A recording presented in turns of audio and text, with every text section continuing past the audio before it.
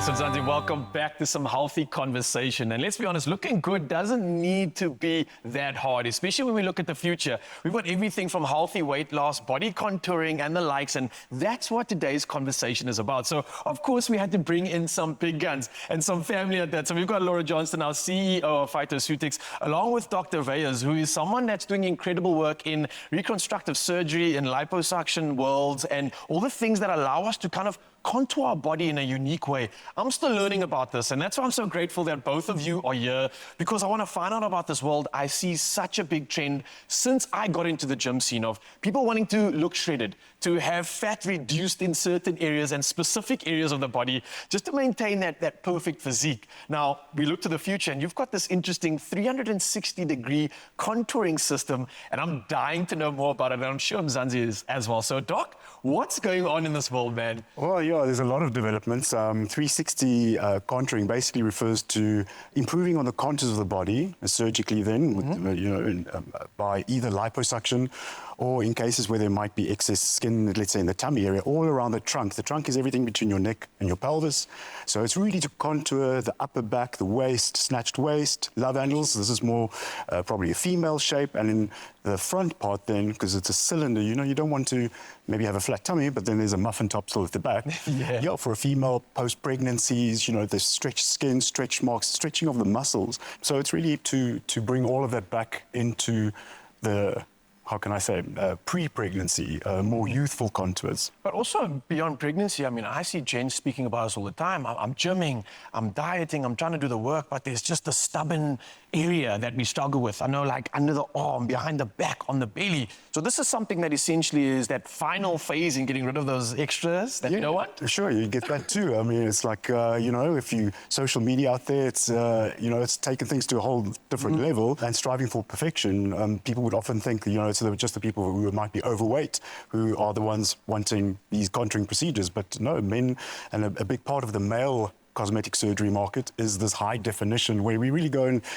enhance the six-pack contour. It's not like taking a block of butter and you carving out a six-pack, okay? There has to be some muscles underneath. Yeah. But it's, to bring it to that extra bit that's stubborn, that they just can't seem to share. Wow, I feel like the world must love you in this day and age. You're answering so many prayers. But Laura, you're doing something in terms of the passion side of things, in terms of healthy weight loss, right? What does this kind of actually look like when we determine healthy weight loss? Yeah, so I guess the overlap between, what we're talking about is really that if you're going for this contouring, you have to be relatively close to your goal weight. So between 10 and 15, even 5 kilograms, if I'm not mistaken. So you still have to do So you still have to do the work. Okay. And this is where healthy diet and lifestyle comes in. And this is, healthy weight loss, which is more or less 2 kilos a month or half a kilo a week. Healthy diet, exercise. You can't outrun a bad diet. So, I say exercise for health, diet for weight loss. You mentioned something specific before you carry on about a rate of weight loss per week.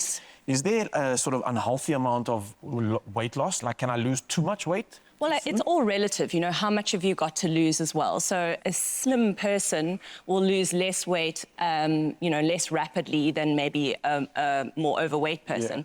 But in general, a dietitian will say a healthy weight loss that's sustainable, and it's not just this, starvation that's going to come back on is half a kilo a week. But, there's also something key to weight loss is your blood sugar management. So if your blood sugar is all over the place, you're going to have cravings, you're going to be hangry, you're going to have energy spikes and dips, you're going to store fat. So there are natural, compounds like berberine, for example, which is known in the social media world as nature's Ozempic. And this can help manage your blood sugar levels, which will help you lose weight and prevent that storage of unwanted fat. Okay, well, this is starting to make sense. And I would imagine that it's something that we would almost need to incorporate post a dramatic surgery or post something like liposuction, right, Doc? Because I believe that there's an interesting world when we talk about liposuction, when we talk about what should people know about it before actually even doing it. What are some of the things we should be looking out for before attempting to go through this process? Yeah, I think it's important to know, what the implications are of the surgery and definitely that you want to maintain your investment. I mean, it might look on some TV shows like, before and after, and it looks like a person's living their best life next as they wheeled out of surgery. But it isn't. There is a recovery phase to it. And then, yeah, you want to maintain that weight. So like Laura said, within 5 kilograms, if you had to lose more than 5 kilograms again after surgery, say, then there might again be some redundancy, some excess skin that can develop. What would be some of the sort of effects post-surgery? Obviously, in pain now, you'd imagine there's like some mood changes as well. Or is there anything that one can do to kind of combat this or to help with that sort of, that inevitable like pain and mood change? Yeah, and this is something Deon and I spoke about. You know, there's this expectation when you come out of surgery that you're going to look perfect straight away. Glow and but, you know, there's bruising, there's swelling, there's like a bit of trauma then at the pain and, you know, like, oh, this isn't actually what I expected. It's going to take 6 weeks to get that end result. So, you know, this can take its toll on your mood, and there are natural supplements like saffron in a product we have called Felix that can help manage these mood swings. And in fact, it can be very beneficial for depression and for stress and anxiety. So that's something that you could focus on. And then, you know, when you come out of surgery, you will be given a host of anti-inflammatories, painkillers. Yeah. But, you know, these are short-lived and not something that you take long-term. So once you're off these anti-inflammatories, maybe you want to look at natural anti-inflammatories like curcumin, or perhaps these pain meds have made you constipated. So probiotics, prebiotics like Ceregut or Betagut can then be beneficial. But, you know, I think it's important just to manage these expectations and exactly what Deon said, you're not going straight from surgery to the beach. What is the future of this space actually looking like? Doc, maybe I can talk to you about this in terms of like where to next, because every time I have this conversation, there's new techniques, there's new options in terms of weight loss and management. Where do you see the future of this field going? Yeah, sometimes, to be honest, it can be a bit daunting and scary because, you know, we're moving from restoration, which means, you know, changes, let's say, after pregnancy or some weight fluctuation that you just bring back to how it was.